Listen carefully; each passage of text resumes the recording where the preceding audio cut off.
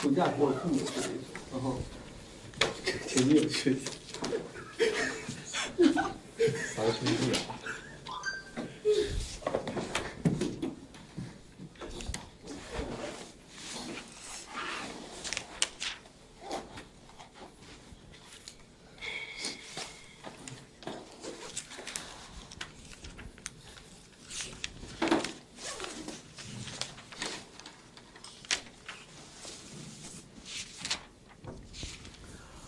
Okay, good morning everyone. Are there any questions before we start? Can we postpone the due date of the homework 3? Homework 3 is due next class. Can you postpone? Postpone to what day? By one day? It's Well, my goal is to return your graded homework on Tuesday. So you have it before the midterm exam. And the longer I postpone it, the grader will have difficulty grading it. So, I guess I think 1 day is enough.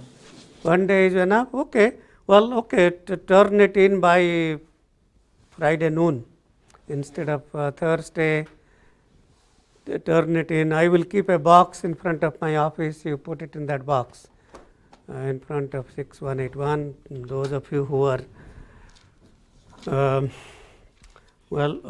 homework 3, is that 3? Homework 3 is due at noon on Friday.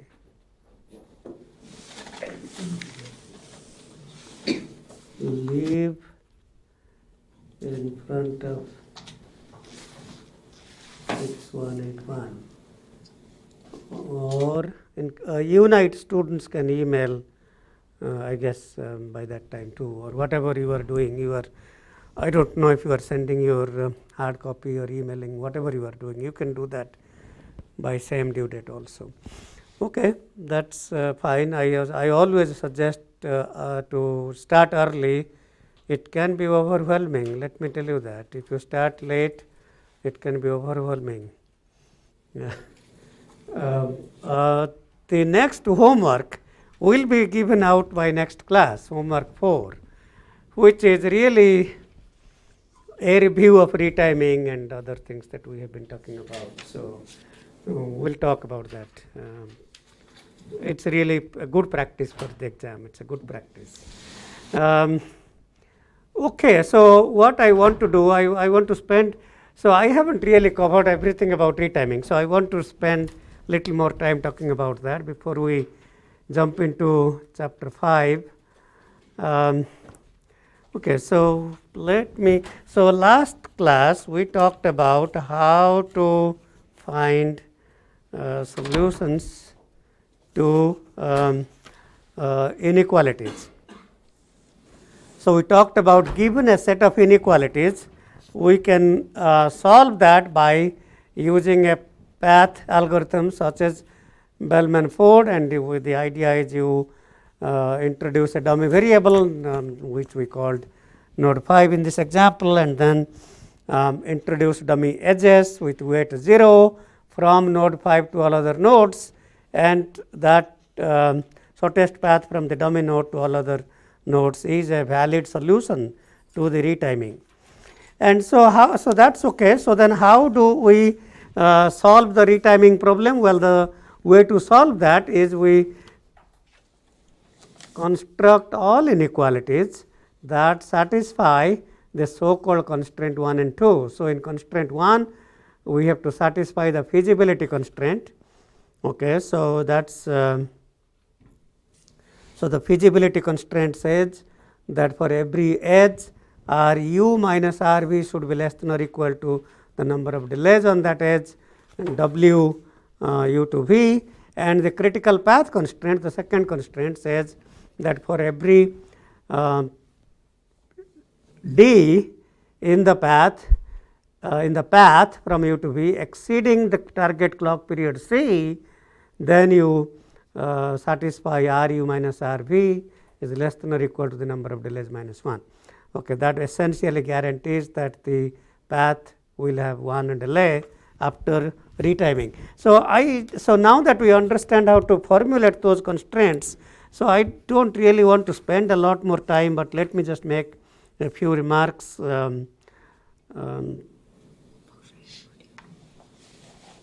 Okay, so this is an example for the data flow graph in figure 4.2.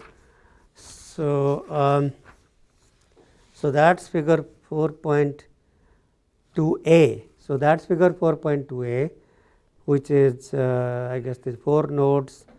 There are 2 loops, 1 and 2 delays in this loop, 3 delays in the outer loop. Okay, so with these 4 nodes, these are, so how many edges? 1, 2, 3, 4, 5. So for 5 edges, we write 5 constraints that correspond to the feasibility constraint. So this will guarantee that after retiming, each and every edge will have at least one delay. After retiming, each and every edge will have non-negative number of delays. Okay, the next set of edges, the constraint 2, the critical path constraint, these are these constraints. So you put them together. Now, when you put them together, you may observe that some of these constraints are corresponding to duplicate constraints on the left hand side. So let me see if I can find some duplicate constraints here.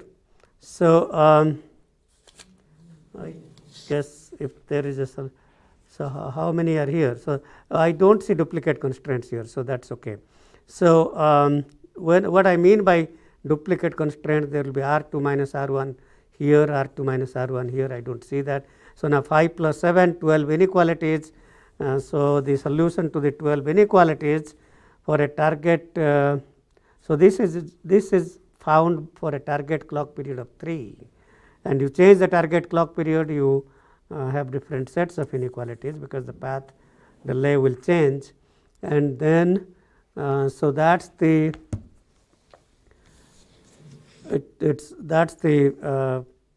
constraint graph for all those 12 inequalities and dummy node 5, and you solve for the shortest path algorithm, and that will lead to a solution. So let's see what it does here. The fact that the 12 inequalities have a solution indicates that the minimum clock period for the circuit is less than or equal to 3. Why does it say less than or equal to 3? Because we constructed the second set of constraints for a target clock period 3. The fact that we found a solution means that a solution exists that achieves a clock period 3. What it does not tell you, or what does not tell us, is that is it 2 a possible clock period, then we have to redo. So that's kind of what it is not telling us. So the retiming formulation is only answering one question: is this target clock period C feasible or not? And okay, let's continue reading what it says more. A clock period C equal to 1 is not feasible because the nodes 3 and 4 have computation times greater than 1 unit of time. So sometimes we can, there is no point wasting our time on checking out what target clock period C is feasible and what is not, because first of all, if let's say that a certain node in the data flow graph, the maximum computation time of a certain node in the data flow graph is 20 units of time. Well, then we know that the C cannot be less than 20. Well, that's common sense. So so we can start trying for C greater than 20. Okay. So what else is a lower bound on the target clock period C? Well, a lower bound on the target clock period C is the iteration period bound. So we certainly know that there is no point trying out whether a C less than the iteration period bound is feasible or not. It won't be feasible. And so these are kind of bounds that we know. So it's good to know those bounds, because then we want to try. But ultimately, the retimed solution is asking all these questions. Is this clock period feasible or not? So, how many times do you think we have to try all these solutions? How many questions do I need to ask? Is this clock period C feasible? Is that feasible or not? Let's say that I already found a lower bound. Okay, what is a lower bound? A lower bound is either the iteration period bound, well, I guess the iteration period bound. Okay, so that's kind of the lower bound. So we know that it is not possible, and another lower bound is the maximum node computation time. So the max of these two numbers is kind of the lower bound. Max of the maximum node computation time and the lower bound is a lower bound on target clock period C. And what is a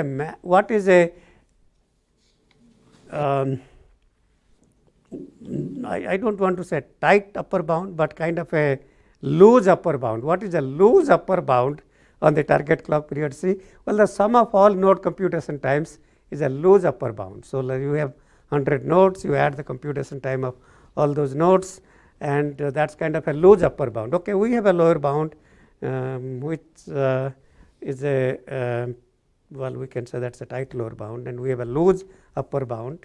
Now, so let's say that Node computation time can be divided. Okay, in this particular one, in VLSI circuits, yes. When we are implementing VLSI circuits, and we can push the delays inside a data path and pipeline, but the retiming formulation here is assuming the nodes are not divisible. Okay, that's that. So that's what we are assuming, and indeed, if it is in fact possible to divide that, then we have to rerun that. We have to so we have to divide and rerun, divide the node. If I have a node that takes 20 units of time, I may divide that as two parts, 10 and 10, and then run it again. Okay, so let's say that the lower bound is 20 and the upper bound is 100. Let's say.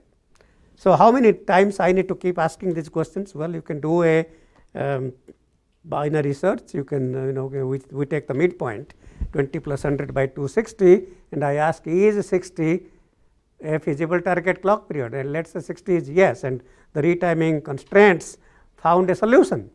We know that 60 is now feasible. Then we ask the question, okay, now I know that something between 20 and 60, the midpoint, so I can try the next C targets is 40 and ask, is 40 feasible? And let's say that it didn't find a feasible solution because there is some negative cycle, and then we'll say, okay, now we know that it has to be somewhere between 40 and 60. So we next ask the question, is 50 feasible? And you keep doing that, and ultimately the number of times you can run these target clock period questions is logarithmic in certain time. So you will do this binary search and you will find it in log time. Okay, so that's why the retiming complexity is order of n cube log n, because you take log n steps to find the C, and each time you run a C, that's order of n cube.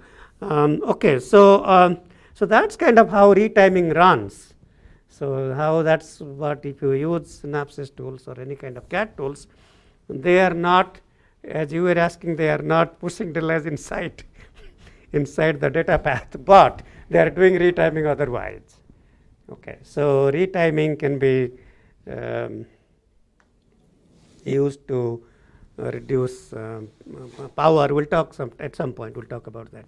Okay, so okay, that's how retiming runs. So I don't want to spend a lot of time, but probably it's just a good thing to just point out that retiming can be used. Well, how do you reduce the number of delays? So let's say that I have a certain node U that is a fan out of 3, and there are edges from node U to V1, V2, V3, and these are number of delays in the data flow graph is 1, 3, and 7. But in the so instead of in the circuit or in the software, instead of requiring 11 flip flops or 11 storage units, we can redraw these like this to reduce number of delay element. So the total here is really max of these, and there is nice formulation here using that max constraint. Fan out delays is the max of all these fan out edge delays. I won't go into that because that's really, yeah, I am not teaching that, so I certainly won't ask questions on. So I think you should read this chapter up to section 4.4.2, retiming for register minimization, well covered in Lyserson's early paper in 83 is described here, but I won't get into that. Let me just talk about few more things. So here is an example of so I talked about the interstage pipelining. So I talked about, so this is kind of a lattice digital filter. We don't need to worry about what that is, but there is some 100-stage lattice digital filter, and there are these delay elements here. And in your homework, I'm not telling you what is in those boxes, but the intent was these things are in those boxes. So it doesn't matter to us. So if the goal is to pipeline these at inter-block level, so every time this block is pipelined with this block and so on, we need to have delays here and delays here. And one solution to that is to simply interleave by factor of 2, then you get 2 delays, and then you take a cut set and move one delay out of the left edge and add that to the right edge, then we get inter-block pipelining. If you are doing your homework, you already have completed that. Okay, so but now suppose the question, and that's what it shows, that's what the solution is, and that's kind of what the homework is asking.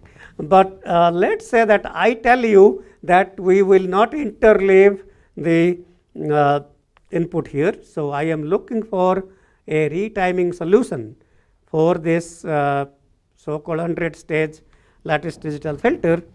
What would be the best retiming to reduce the critical path? In this case, the critical path, I believe, is the time to go from this delay, start here, 1 multiply, 1 add, and all these 100 add. So I guess this 1 multiply and 1 multiply, 100 adds of these 100 stages, and then back to the last multiply and 1 more add.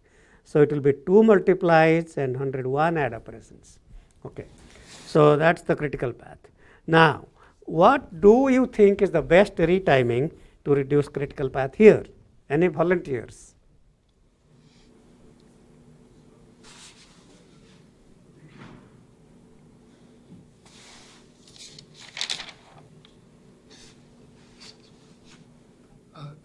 Again the same thing, interleave and then... No, I don't want to interleave. The constraint is we just have one time series, and we are not going to interleave because I don't have another time series.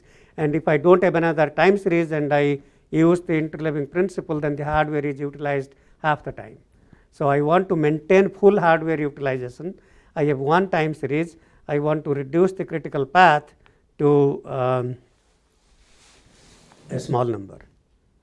So the book doesn't say that solution, but if you think about it, the way to reduce the critical path is now retime across alternate cut sets. So let's say you retime here, don't retime at this output, then retime next, leave the next one, retime next. So retime at alternate, and if you do that, let's say we leave this one here, we alternate, we retime here. So this delay now moves to the top, and then you can see the critical path. Now if I moved that delay, I start from this multiply, add, this multiply, add. So it will be 2 multiply 3 adds instead of 2 multiply 100 adds. So that's the best retiming. Retiming across every alternate cut set will give you the that's kind of the time that we are spending is really to intuitively and just looking at the circuits to understand what the best retiming is and where the cut sets are, finding those things. Any question about what I just said? Retiming across every alternate cut set will give you the best solution for this particular digital filter.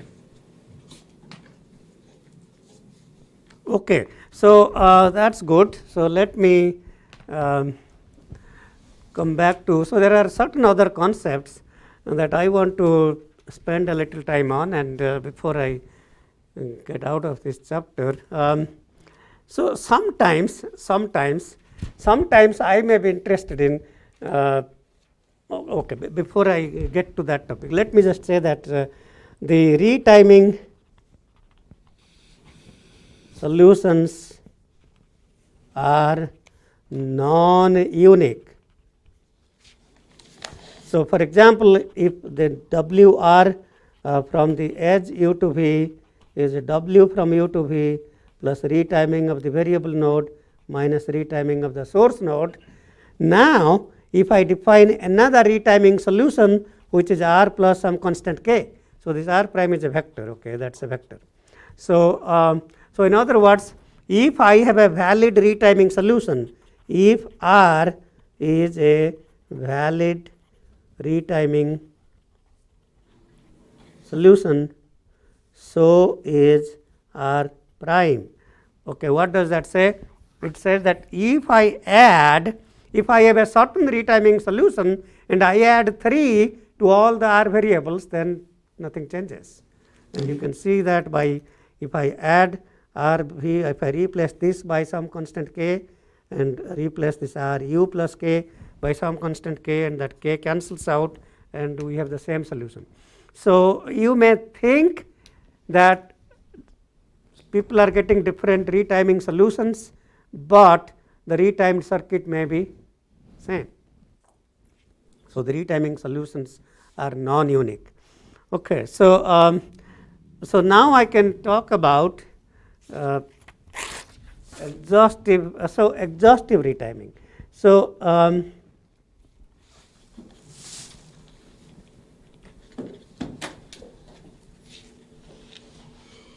so sometimes when you are, well, those of you who are driving using GPS in your car, well, once you feed your destination address, most likely the GPS will tell you 3 possible paths. It won't tell you, well, then you can of course select any of the paths. So sometimes we are not just interested in the best retiming solution or one possible retiming solution. Okay, let's say that the retiming solution, I already mentioned one example of retiming solutions are non-unique by just adding these numbers, but there can be many retiming solutions, and of course what Bellman-Ford algorithm does, it gives you one solution. That doesn't mean, so when you ask the question, is this target clock period C feasible, and the path algorithm will give you a solution, if it will find a solution if one exists, but there may be 3 other solutions that also meet the target clock period C, and it's not outputting that. So years ago we became interested in finding out, okay, so what are all possible retiming solutions, how many retiming solutions are indeed possible for a circuit. So so to understand that, which I won't get into a lot in the class, but the idea was to really find out how many retiming solutions exist in a data flow graph. So to find all the retiming solutions exhaustively, we can formulate a graph formulation of the data flow graph, and I just want to give you just enough intro to appreciate how to solve that problem without going through a lot of detail. Okay, so but if those of you who really have extra 2-3 days to keep your brain busy, you can read the whole paper. So I will place a link to this paper, but this is well, I should say that this is primarily work of my former PhD student Tracy Danke. He figured out, well, you know, the graduate students are supposed to figure out solutions. If you are doing your degree, you are supposed to be finding new research results, and that's very important to know. When the advisor is there to help, but the advisor shouldn't be finding all the research results. That's not good for you, because you are at that point beginning to compete with your advisor. Okay. I can talk about that more, but let's stop at that point. So anyway, so I will place a link. So this is from Tress's PhD thesis work in 98. Paper was published in 98. So so these numbers, like it says, if you the bicquad that I talked about has 224 possible retiming solutions for a latency of 1 time unit. And if I make that latency 2 time units, that number will be even more. And in your homework, and that I told you to find several retiming solutions without introducing. So when I say latency of 1 time unit, that means adding 1 pipelining cut set, adding 1 stage pipeline. Okay, so if in the 120 solutions that I indicated in your homework are without adding any pipelining stages. So it is latency 0, there are 120 retiming solutions. So how do you really find all these retiming solutions? Okay, so I don't want to go into a lot of detail, but the starting point is a strongly connected component, strongly connected graph. Okay, so who knows what a strongly connected graph means? Any volunteers? What is a strongly connected graph? A strongly connected graph is a graph that where you can reach every node from all other nodes. Every node is reachable. Okay, so for example, here if I want to reach from node 4 to 3, well, so there is a path from 4 to 2, 2 to 1, and 1 to 3. So that's the path from 4 to 3. What about 5 to 6? Well, 5 to 3 to 6. Okay. So the bicquad itself is not a strongly connected graph. Okay. So because why is that? Because well, the bicquad digital filter is not strongly connected because I cannot go from node 8 to node 1. It's not possible to go back. Okay. So this is not a strongly connected graph. Okay. So it is not possible for me. So I can certainly reach node 1 from node 2, node 3, node 4, but I can't reach node 1 from node 5. I can come to 5, I can come to 8, I can come to 7, then I can't. Okay, so that's what a strongly connected graph means.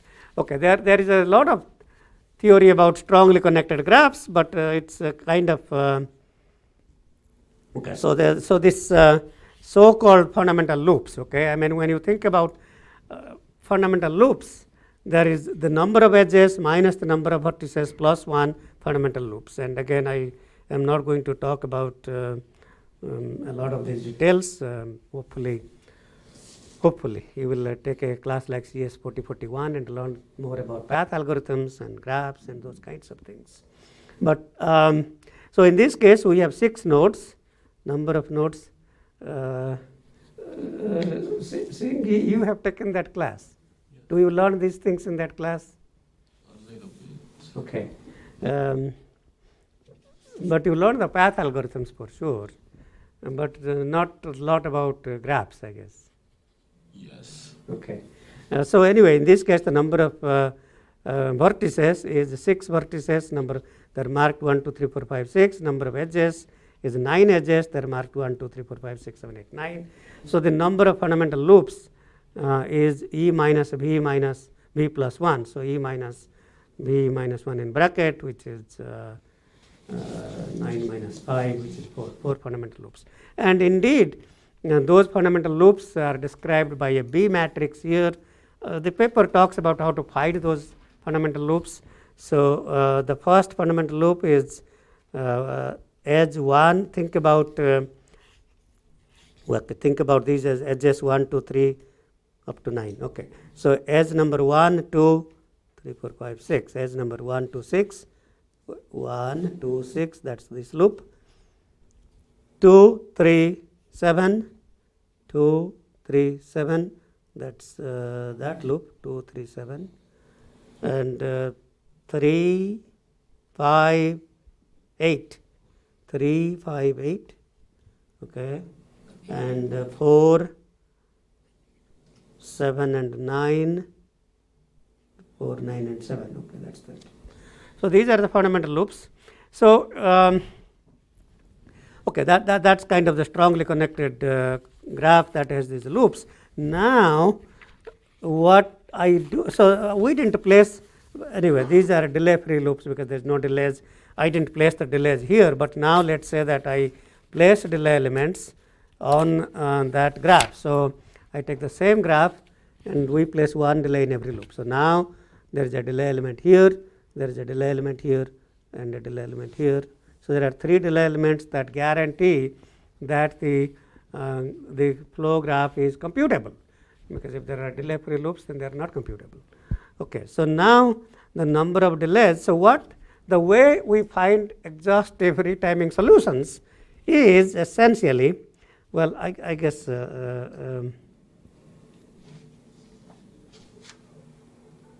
can write it here. Okay, so you want, if I write anything here, you may not get back as your scanned copy of the lecture notes. So okay, let's write that one here anyway. So let me redraw. So 1, 2, 3, 4, 5, 6. Okay. So 1, 2,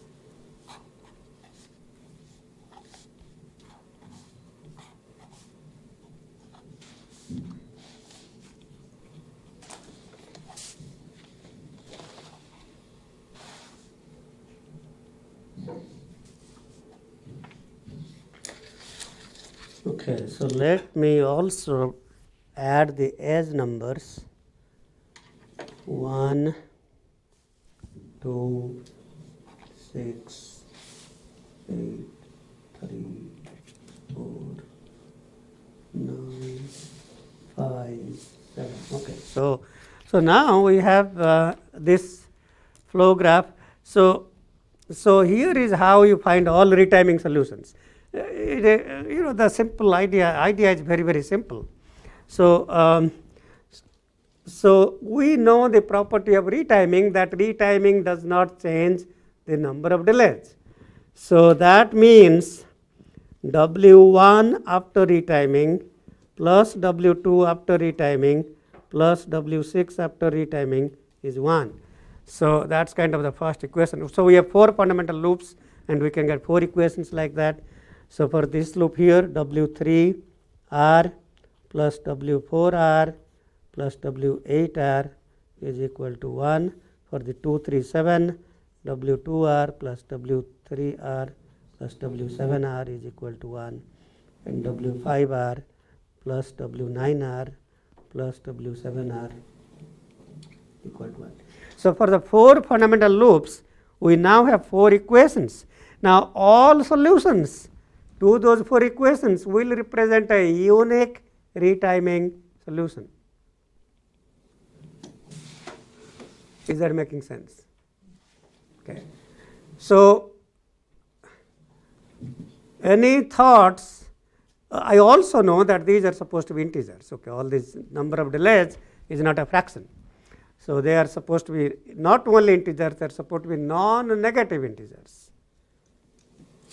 Okay, they can be 0 or 1, 2, 3, etc. So any volunteers about how to solve these equalities or this system of equations in an exhaustive manner? Very simple and very trivial, but any thoughts?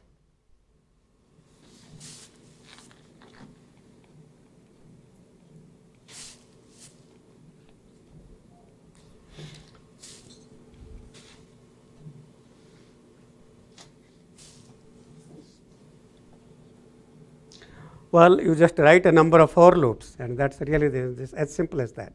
So let me.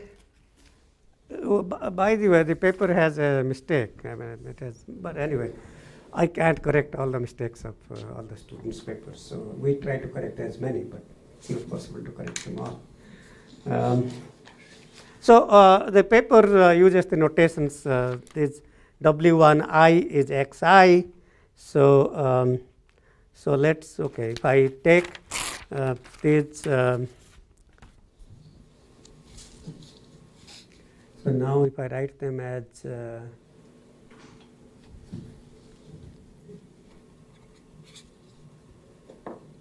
x1 plus x2 plus x6 equal to 1, x3 plus x4 plus x8 equal to 1,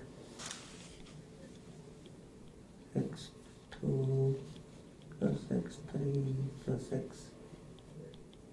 x7 equal to 1, x5 plus x9 plus x7 is equal to 1. Okay,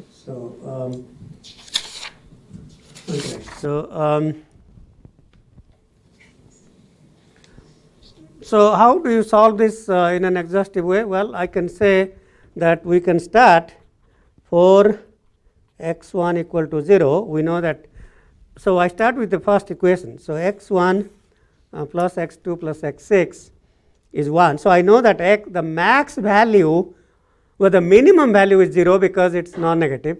The max value is 1 because, well, that 3 things add to 1. So x1 cannot be more than 1. So for x1 equal to 0, x then less than or equal to 1, increment x1. So you go through that loop, you go through certain loop. Okay. Then we also then say, okay, so now that we can have another loop for x2 equal to 0. So, and then what is the upper bound on x2?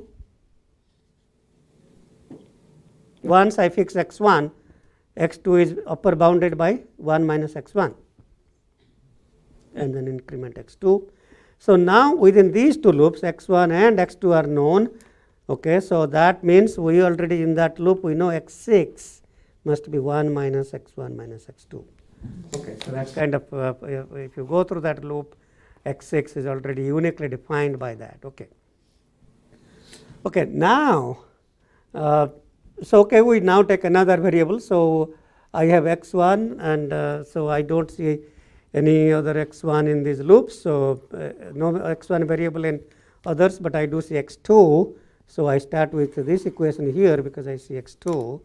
So we are still under x2, and then I can pick so x3. So now for x3 equal to, what's the upper bound of x3 now? Is less than or equal to 1 minus x2, increment x3, and now x7 is uniquely defined because 2 and 3 are known. So x7 is 1 minus x2 minus x3. Okay, so now we are so any other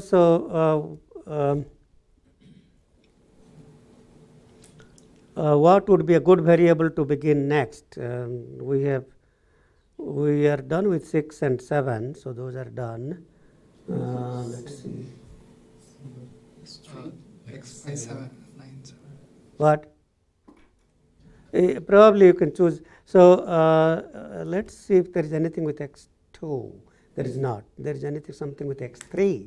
So under x3, I can take this one. So under x3, because we are still in that x3 loop.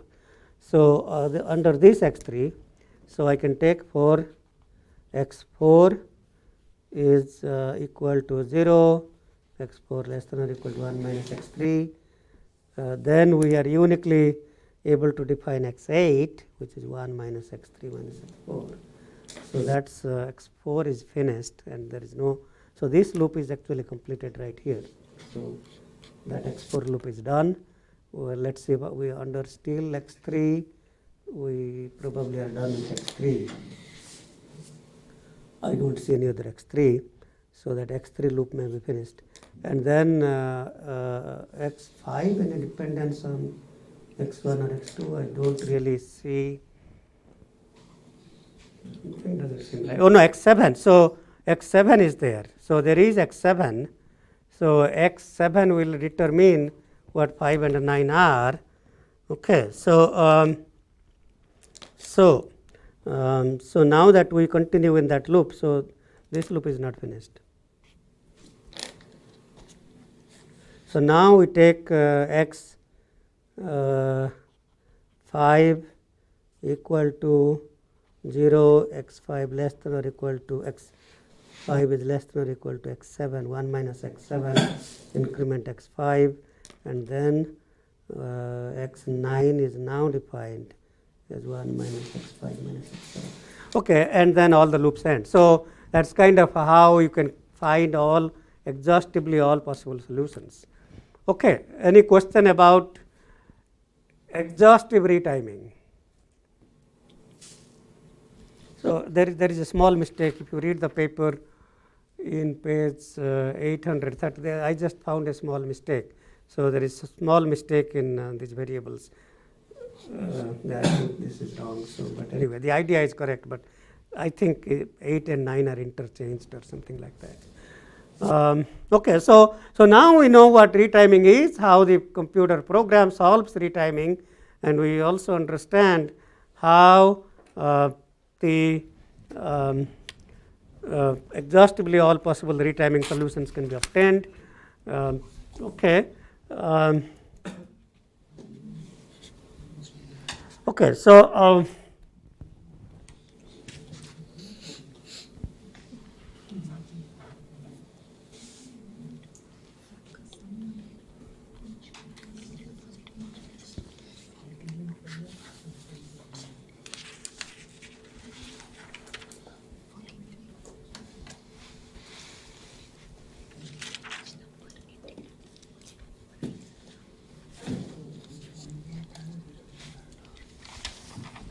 so if a data flow graph is not strongly connected, say let's say we have some flow graph like that, the best thing you can do is to make it strongly connected by feeding a delay. So that's how you force it to be strongly connected. So for example, the bicquad example that I talked about, and that is not strongly connected. Now you can feed this edge here from 7 to the input 1 with 1 delay. And what does that say? What does that say? Well, it says that I have now introduced 1 delay at the input, which means that I will be able to get all retiming solutions that satisfy latency of 1 time unit or 1 clock cycle. So again, if you want all possible retiming solutions with latency of 2 clock cycles, that means that will combine pipelining with of 2 stages with retiming, then you just change it to 2. So when we began talking about how pipelining works, now think about the fact that the pipelining problem can be solved by the retiming process. So any retiming algorithm will in fact pipeline the circuit while retiming at same time. Okay. So if I want a 10-stage pipeline, you just take your data flow graph and add 10 stages here and let the computer run the retiming program, and we will find a solution that's pipelined by 10 stages as well as retimed at same time. So retiming is a more generalization of pipelining. So retiming can solve pipelining as well by inserting delays, and you could do that by adding a loop from the output to the input with certain number of delays. Very intriguing. These ideas were not obvious in the beginning until I don't even think I talk about all these in the textbook. The textbook is 20 years old. Okay, or maybe I do, I don't remember. I'm not reading the book. Well, let's see. Okay, so now we understand how we can get all this exhaustively, and the number of solutions will change. Whether you number of exhaustive retiming solutions will change depending on whether we have latency of 1 cycle or latency of 2 cycles or 3 cycles. So we will have many more solutions. Let me see. We are on page 831. Okay. Let's see here. It says here that using the techniques presented, we find that there are 224 retiming solutions to this data flow graph of the which is one stage pipelined backward. So there are 224 solutions, and I think that's more than 120 because 120 is without any latency or without any pipelining. Okay, so now let's say that I introduced 100 delays. So let's say that I start with a problem and I introduce from the output to input 100 delays.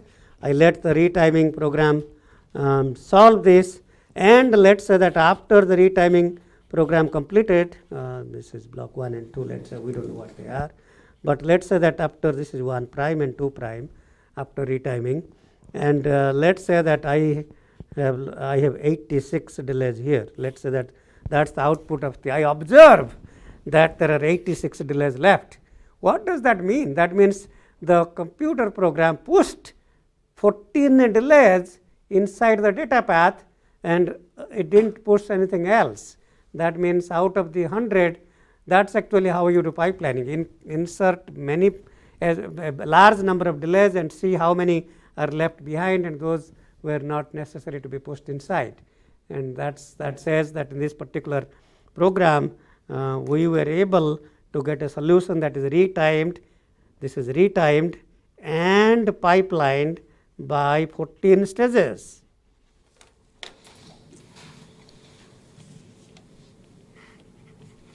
Is that making sense? Okay. Good. Okay. So now we have gone into some detail of retiming. This is probably a good point to stop with retiming and start the next chapter. So, okay. So let me begin chapter 5 on unfolding. So unfolding is a generalization of parallel processing. So the idea of unfolding, or some of you are familiar with loop unrolling, and unfolding is same as loop unrolling, but the only difference is now we are talking about non-terminating iterative data flow graphs, unlike traditional computer science programs which terminate. So that's kind of the main difference. Now we have unfolding is for iterative data flow graphs as opposed to terminating data flow graphs. Okay, so very simple. So in the case of the parallel filters, if I want a 10 parallel filter, I substituted n is equal to 10k, 10k plus 1, 10k plus 2 up to 10k plus 9.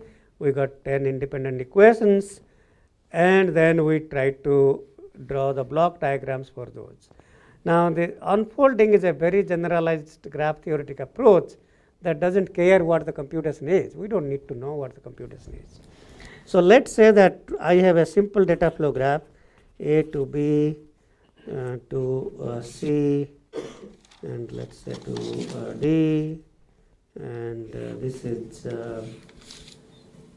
2 delays, this is 10 delays, and this is let's say 5 delays, let's say. Okay. So let's say that I want to unfolding factor j, I pick is 3. So I want to unfold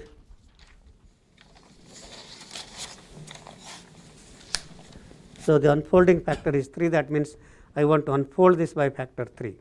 So the idea is now replace each node A by A0, A1, A2, B by B0, B1, B2, C by C0, C1, C2, D by D0, D1, D2. So what does that mean? So that means we replace each node by 3 nodes. And why is that? Because A0, remember in the equations that we talked about, in the original equation we replaced n is equal to 3l, 3l plus 1, 3l plus 2, and that's what we are doing here. We are replacing each node. So the node A0 is computing the iterations 3l, which would be 0, 3, 6, 9, 11, 12, etc. Node A1 we will be computing the iterations 3L plus 1, and node A2 will be computing the iterations 3L plus 2 of A. So that's why we similar to the equation substitution method, we are replacing each node by 3 different nodes.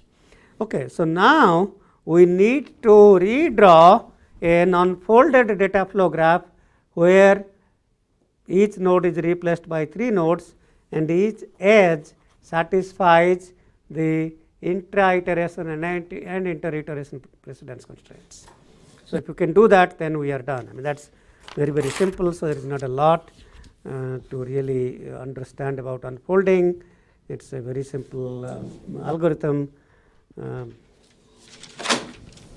that I should say that I figured out all of that algorithm during a flight from San Francisco to New York while I was going to interview at IBM Yorktown Heights. And okay, I had to turn down that offer, but that's a great place to work still. Okay, so so we replace A by A0, A1, A2, B by B0, B1, B2, C by C0, C1, C2, D by D0, D1, D2. Okay. Now this A to B is an intra. There is nothing going on, so we must complete A within each iteration before B can begin. So A0 to B0, A1 to B1, A2 to B2. So we can't start B2 unless A2 is complete. So there is no delay. This is this edge without delay, and same with C to D. That's an intra iteration precedence constraint. So we can simply connect those because that is an intra iteration precedence constraint. Okay. So now we have 3 edges with delays, and those are going to satisfy the inter iteration precedence constraints. Okay. So now B to C, let's take that node that edge a B to C with 2 delays. What does that say? B to C means that the iteration 0 of node B is a precedence to iteration 2 of node C, and B1 will be a precedence to C3. Result of B1 will be used after 2 iterations. But who is computing C3 here? Which of these is computing iteration 3 of node C? C0. Is it computing it now or after 1 cycle? So it's computing after 1 cycle. So we put 1 relay. We hold that result because this is computing iterations 0, 3, 6, 9, etc. But the 3 will be computed in the next clock cycle. So we hold this result for 1 cycle, and then that lines up with when C0 is computing iteration 3, then it uses the result of B1.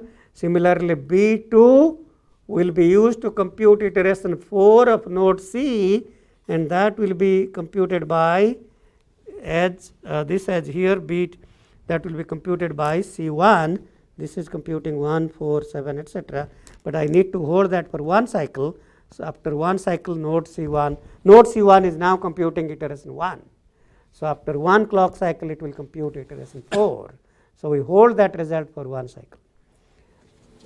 Not surprisingly, the number of flip-flops or storage units to compute that edge is the same in total amount. The 2 delays, so the number of delays here is 0, 1, and 1 all add to 2. All these add to 0, 0, 0, all these add to 0. Okay. Now let's take this as C to A with a 10 delays, C to A with 10 delays. What does that say? Well, C0 will be executed by C0. C0 is a precedence to A1. So this is computing 1, 4, 7, 10. So C0 will be used to compute A1 after how many cycles? 3 cycles. Okay, so it's computing now, clock cycle 0, then in clock cycle 3. So we place 3 delays. Okay. C1 is a precedence for A11, and this is A11 is going to be here 2, 5, 8, 11. So that's also 3 delays. So we can place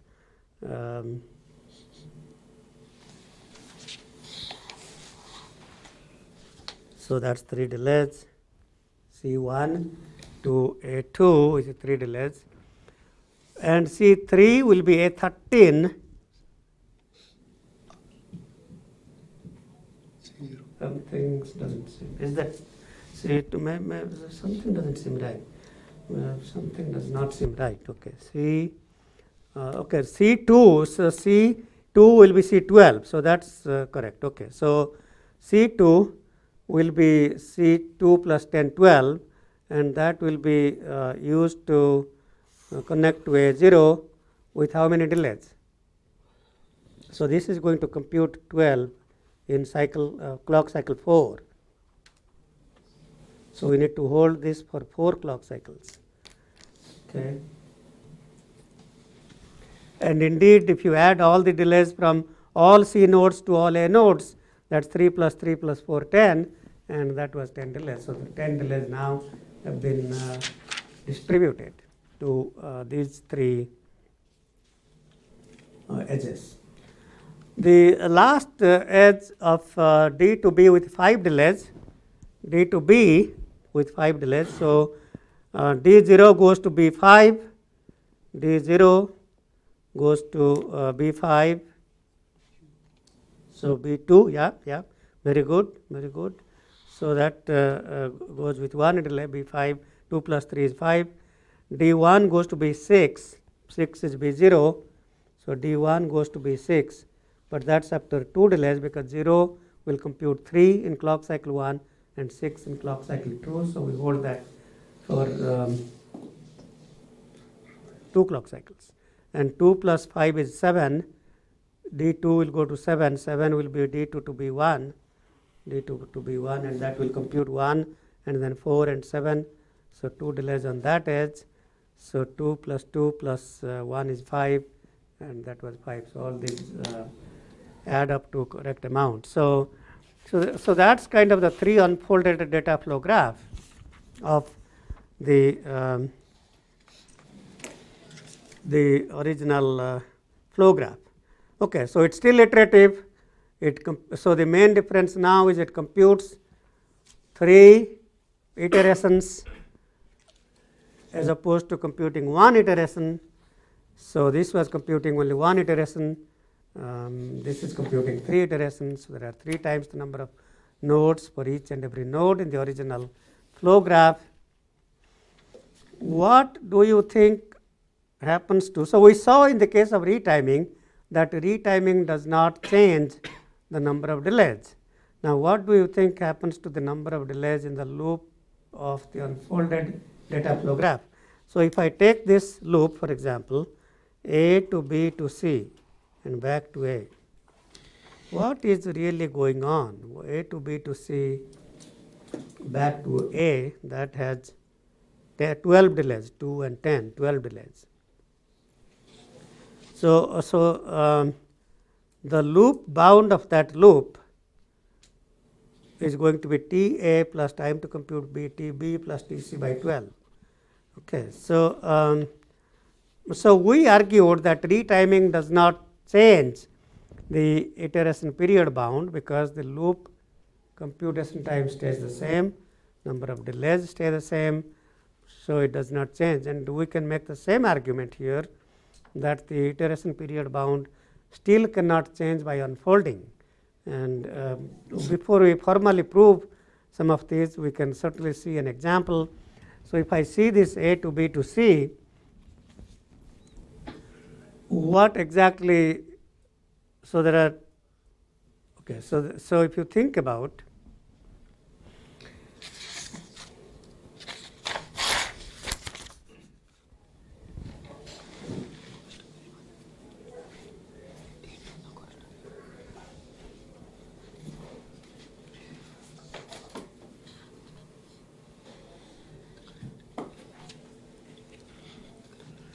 So, so the loop bound is TA plus TB plus TC divided by 12, and that we know is less than or equal to the iteration period bound. Well, we may have 1000 loops, and obviously for each and every loop, so the iteration period bound is a max of all of these. So the loop bound is less than or equal to, each and every loop bound is less than or equal to the iteration period bound. So that suggests that TA plus TB plus TC is less than or equal to 12 times T infinity. So if I multiply the 12 on the other side, that becomes 12 times T infinity. Okay.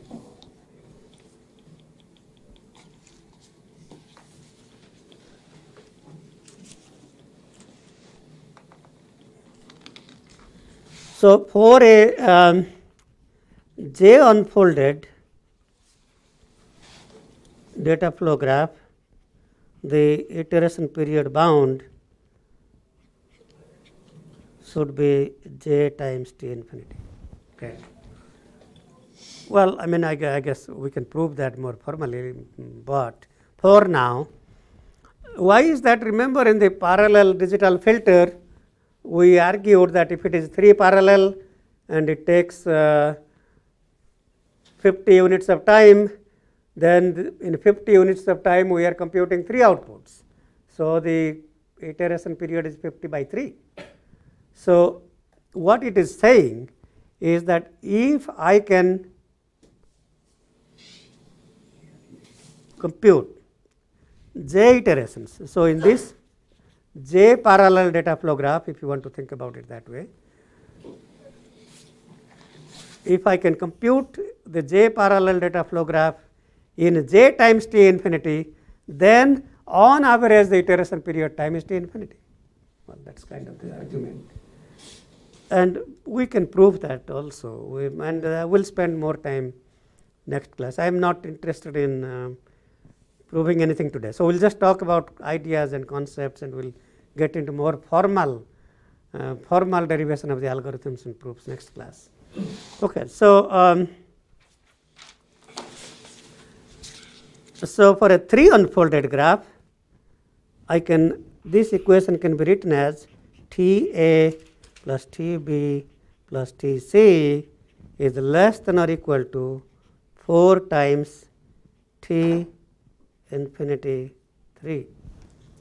So if you think about the 3 unfolded is 3T infinity, and then I can write that 12, I can take I can merge 3 with this, and then we have T infinity 3 and then 4. Okay, so so when you see, what exactly do you see from this inequality and this inequality? What is that really saying? Every inequality like this inequality is saying, all this inequality says is that in all likelihood there exists a loop that contains node A, B, C and has 12 delays in the loop. That's it. That's what it's saying. What this equation is saying, that in all likelihood there exists a loop in the 3 unfolded data flow graph that has a loop with A, B, C and has 4 delays in that loop. Okay, that's what it's saying. We'll talk more formally about those things. But if I talk about that, then let's see how I can find such a loop. So if I go to one such loop, let's say I start with A1 to B1, I go to C, well, I need to come back, C0, and then I come back to A1.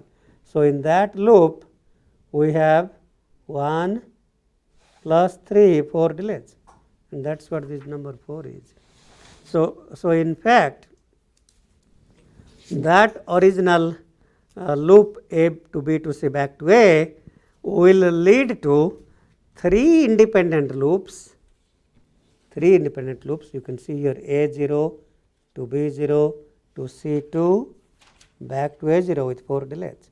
So that loop A to B0 to C2 with that's 4 loops in that, and then A2 to B2 to C1 and no, A to something is, right. Yeah, A to C1 and back to here. So that's 1 here and 3 here, that's 4 delays. Okay, so that loop A, B, C, one single loop now has 3 independent loops, each independent loop containing 4 delays, and that's what is described by. So in other words, loops unfold in very special ways.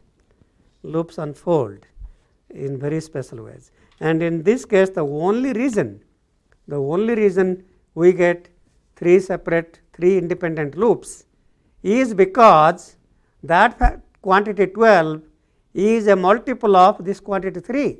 Now imagine that if I unfolded this by factor 5, well, what do you think would happen here? If we take this loop, okay, let's continue with that example. If I take that same loop,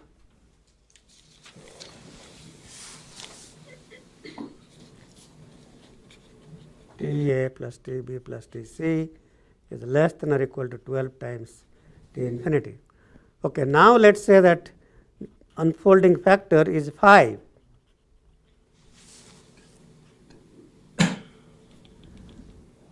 Which means that T infinite 5 prime is 5 times T infinity. Now, how do you think that loop will be represented in the unfolded data flow graph? Well, I need to have T infinity prime in the right hand side, and 12 is not a multiple of 5.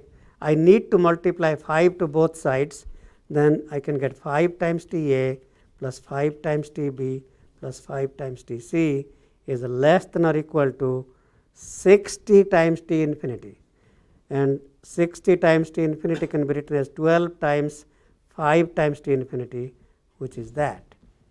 And that says this corresponds to a loop containing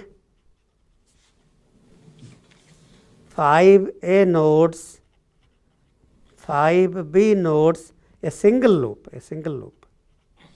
5B nodes, 5C nodes, and 12 delays.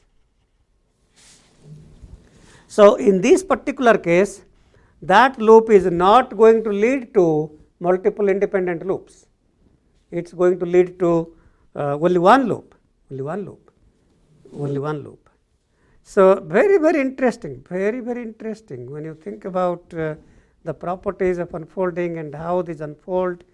Very interesting. So it's useful to understand how these loops unfold. Now if I picked, let's say 6, let's say I picked 6, what do you think will happen? This 12 is a multiple of 6, 12 is a multiple of 6. So if j was a 6, then this will be what? 2 times T infinity. So let's just continue with one more example and then see.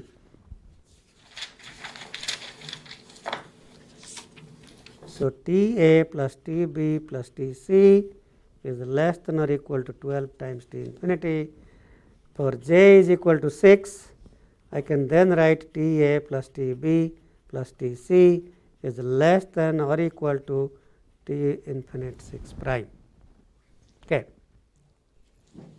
So this means this represents one loop with one instance of A, B, C and 2 delays. Okay. Now, how many independent loops do you think will be there? Well, each node A is replaced by how many nodes? 6 nodes. Now, only one instance of A is part of this loop. So, how many independent loops? 6 independent loops. So, there will be 6 such independent loops. And that kind of agrees with the total number of delays. Retiming changes the number of delays. Retiming changes the number of delays. which means that it can change the number of states. Unfolding without retiming, and we will talk about unfolding with retiming, but unfolding is not changing the number of states or number of delays. We will formally prove that next class. But so if we had 12 delays, somehow the 6 unfolded DFG should also have 12 delays. If each loop has 2 delays, there must be 6 loops that will have total 6 times 2, 12 delays. Okay. All right. So these are all prelude to understanding more and more about unfolding. But so let me. So I wanted to spend a little time on. Okay, we will stop with that. I wanted to spend a little time on. So the homework solution for the previous homework that was posted on Friday, I think if anybody has any question about that unfolding of the interleaved flow graph, probably either the last problem or I don't have the printout here, but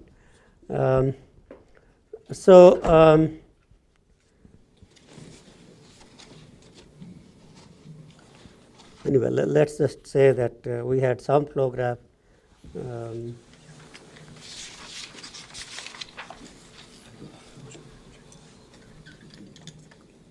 While I don't remember all the details, but it doesn't matter. We can take another example which probably is similar.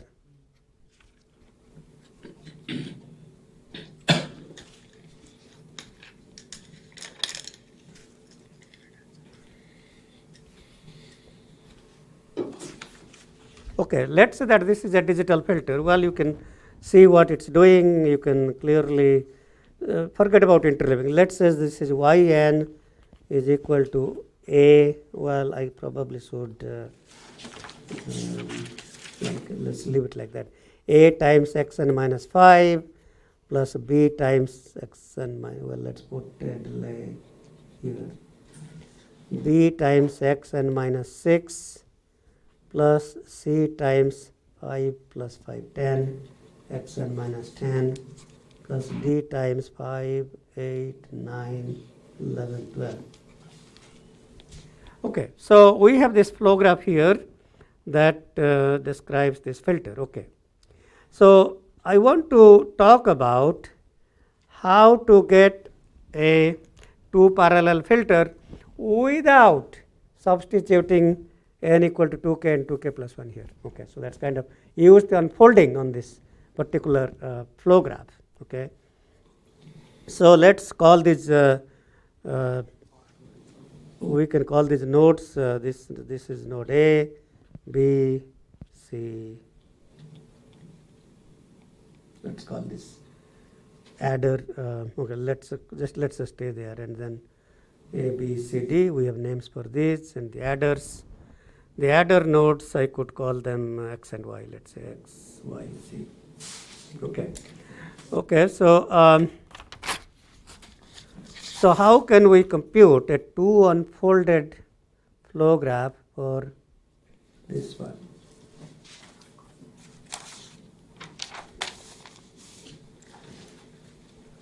So we have the input. So apply the unfolding. So A is now replaced by A0 and A1. Every node is replaced by 2 nodes. So so this is our input node, this is output node. So in 0, which is x2k, that's the even input. In 0 goes to what? 0 goes to iteration number 5 of A, that would be A1. That would be A1 with A1 is now operating 1. Will compute A3 and A5, so this will be 2 delays. Is that making sense? Okay. In 1 will be used for iteration 6 of A, which will be A0 with 3 delays. Okay. Is that clear? Okay. A to B, that's just intra iteration, so A1 goes to B1, A0 goes to B0, B goes to C, B0 goes to C1 with 1 delay, B1, this is B1, B1 goes to C0 1 plus 3 is 4. 4 will be computed by C0 after 2 cycles. B0 will be computed by C3, which will be computed after 1 clock cycle. Okay, so now I can take these multiplications. I can take these multiplications. So A goes to A0 goes to multiply A0, A1 goes to multiply A1, B0 multiplies B0. So the multiplication B is B0 and B1, C0 is multiplication C0, C1 multiplication C1, and then D, well, C0 goes to multiplication D0 as C1 goes to D1. Okay, so we kind of are done here. So let me call this node here as well. Let's not. We don't probably. We'll call this W. Okay. So now the multiplication output of D0 is W0. So this is W0. This is W1. Okay. So W0. Think about W to X. So W0 goes to X1, W0 goes to adder 1, X1, XC1 feeds to X1, W1 goes to X2 with 1 delay, which is same as X0 with 1 delay, and this gets input from C to X, C0 to X0, C1 to X1. Okay. X, this is 2 delays, so that's pretty simple. So X1 goes to Y1 with 1 delay, X0 goes to Y0 with 1 delay. 2 delays equally divide 1 and 1, and Y1, B1 feeds to Y1, B0 feeds to Y0. For this one with 1 delay, Y1 goes to Z0 with 1 delay, and Y0 goes to Z1 with no delay, and A1 feeds to Z1, A0 feeds to Z0, Z0 is out 0, Y2k, Z1 is out 1, Y2k plus 1. Okay, so now I have, well, we have taken 2 extra minutes, but at least you understand how, and that's kind of how the unfolding helps you in computing parallel digital filters. And go back to the last problem of homework 2 and apply this concept. Okay, we'll stop here.